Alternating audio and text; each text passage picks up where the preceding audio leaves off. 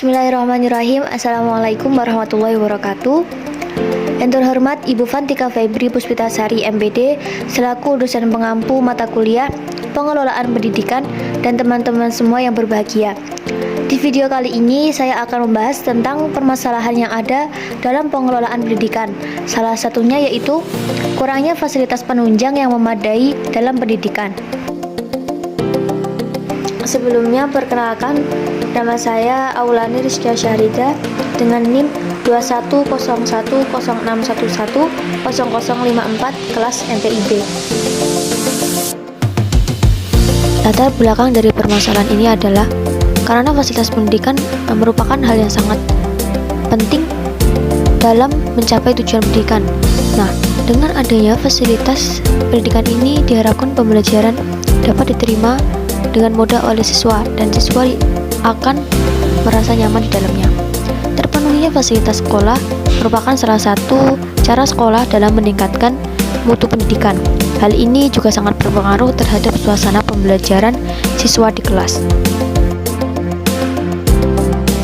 Terpenuhinya fasilitas pendidikan ini telah diatur dalam Peraturan Pemerintah Pasal 42 Nomor 19 Tahun 2005 tentang Standar Nasional Pendidikan yang menyatakan bahwa setiap satuan pendidikan wajib memiliki sarana yang meliputi perabot, peralatan pendidikan, media pendidikan, buku dan sumber belajar yang lainnya, bahan habis pakai, serta perlengkapan lain yang diperlukan untuk menunjang proses pembelajaran yang teratur dan berkelanjutan.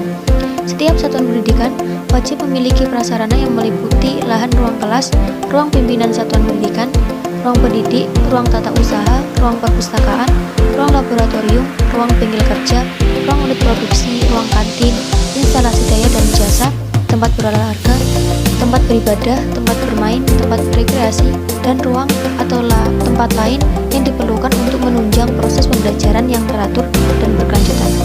Sebagaimana telah ditetapkan dalam Undang-Undang Sisdiknas Nomor 20/2003 Bab 12 Pasal 45 Ayat 1. Dijelaskan bahwa setiap satuan pendidikan formal dan non-formal menyediakan sarana dan prasarana yang memenuhi keperluan pendidikan sesuai dengan pertumbuhan dan perkembangan potensi fisik, kecerdasan intelektual, sosial, emosional, dan kejiwaan psikomotorik. Di Indonesia masih banyak sekali sekolah yang fasilitasnya kurang memadai atau rusak, terutama di daerah terpencil atau pedalaman. Apabila sarana dan prasarana kurang memadai, maka mengakibatkan masalah minimnya pendidikan.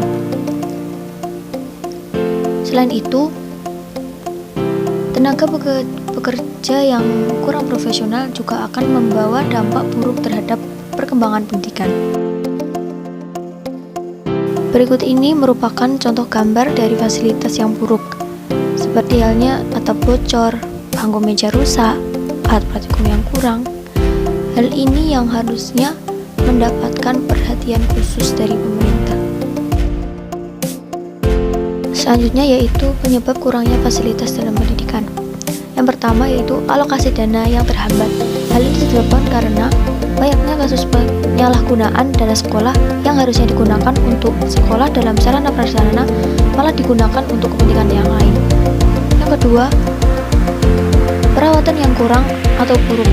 Hal ini disebabkan juga karena pihak sekolah tidak memperhatikan bagaimana merawat dan menjaga sarana prasarana yang telah diberikan oleh pemerintah.